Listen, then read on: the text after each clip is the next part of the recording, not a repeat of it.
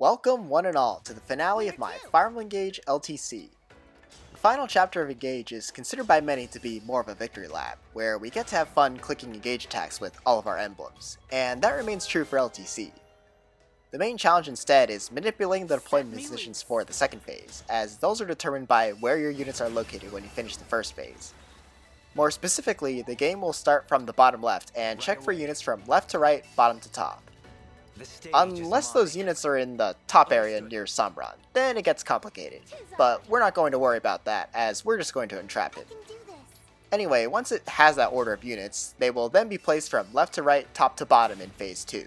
So we'll be arranging our units to get the desired positions as we work on this boss kill. Show me the way.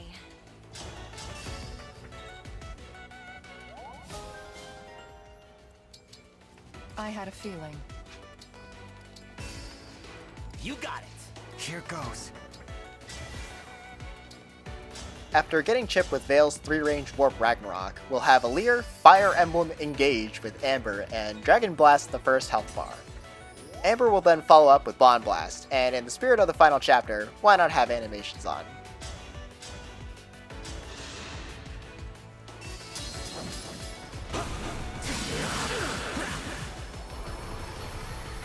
Sleep now. Engage blast! I am guided by the emblems.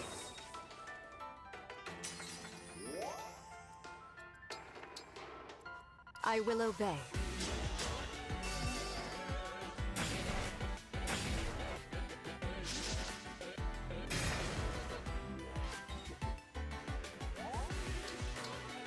Anything. Shall I go?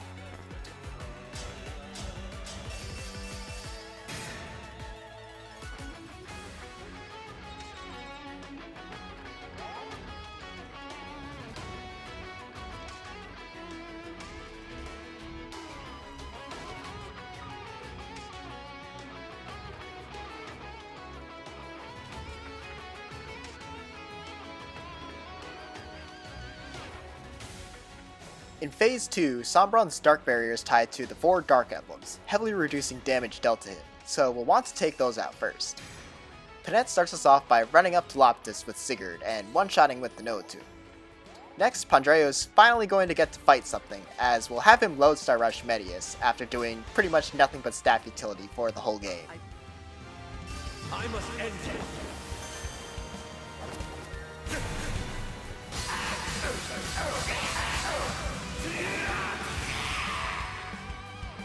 I live to fight again.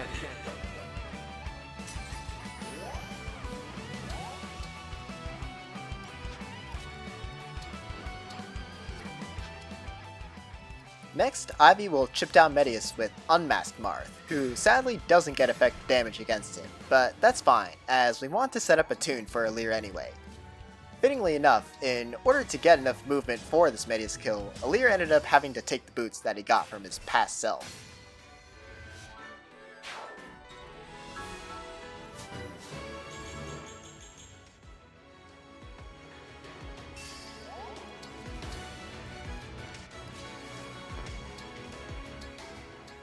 For the top emblems, Hortensia will rewarp Veyle, Vander, and Amber up. Amber heavily chips down Veld with a Ridersbane, but it isn't quite enough to one-shot, instead leaving it to his fellow retainer Jade, who we finally brought back for one last Astral Storm.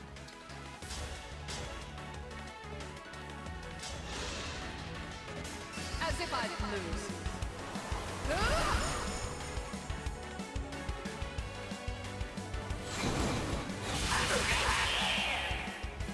A good wind.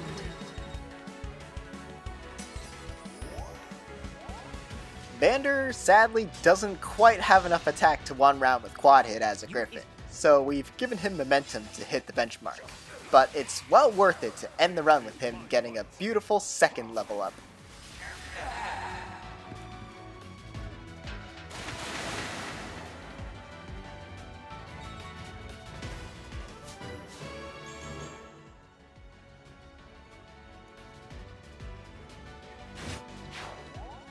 Against Duma, we'll take advantage of Veyle's Dragon bonus to reach him at 3 range, allowing us to use Echo to one-round both of his health bars with just 1 unit, saving both the staff use and an action.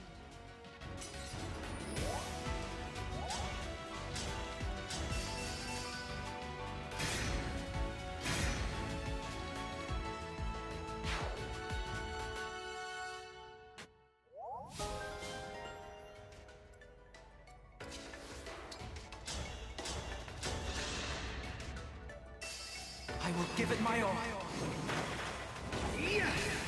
Now!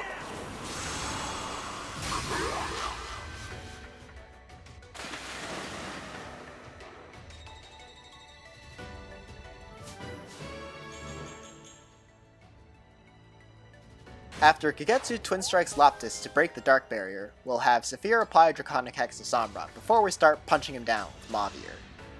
Out of the way!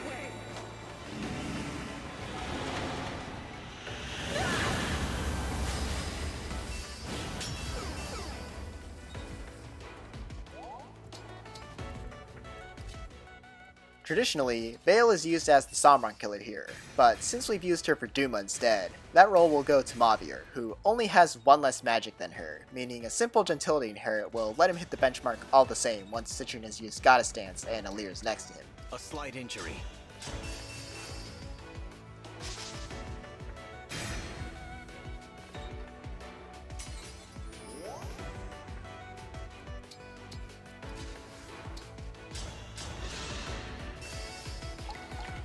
No hesitation.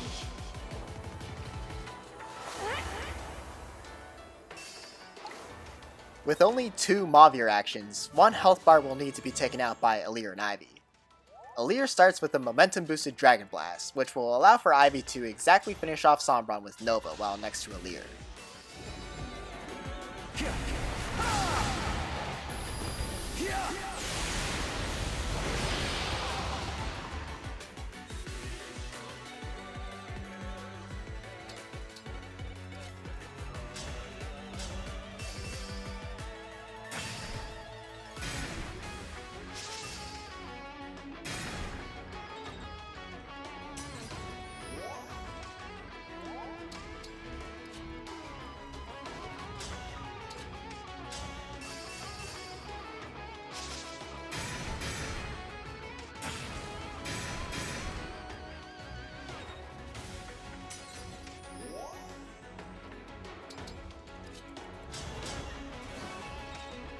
For the finishing blow, what better way would there be to do it than with 1 final Bond Blast?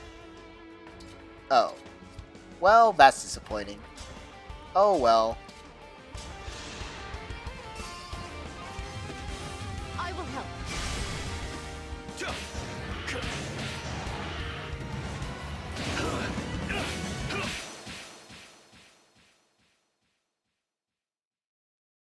With the final chapter completed in 2 turns, we finished the run at a grand total of 63 turns. Thank you all so much for sticking with this run despite all the delays.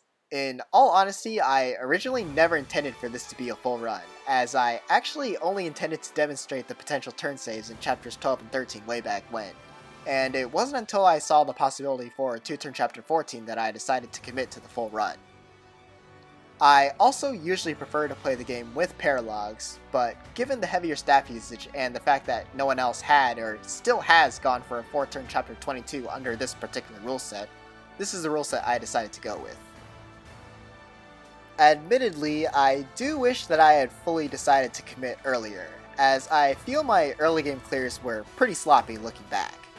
The potential turn saves in Chapter 4 and or 7 aside, I missed out on a good amount of XP, which could have led to a more reliable strat for Chapter 3, not to mention missing the L-Surge in Chapter 9 for no particular reason. Early game aside, I was otherwise pretty happy with the rest of the run. I had hoped to see how much impact the skill books alone from the well could contribute for LTC, and having an early Cancer Flyer ended up being really useful in the mid-game, both for flexibility and for turn saves. Being able to buy power boosting skills to save on forges was also very much appreciated considering how expensive they got. Losing out on John and Anna's dogs really made a huge difference. For future plans, I do have a couple ideas for this game that I may pursue, and also have some various demonstration clears that I may or may not decide to publish, such as staffless paralog 1-turns. Though again, they're mainly for demonstration purposes, as they use endgame teams, and the practicality can sometimes be questionable, since some require delaying them significantly to execute. That's about it from me, so until next time, I've been Ninpo, thanks again for watching.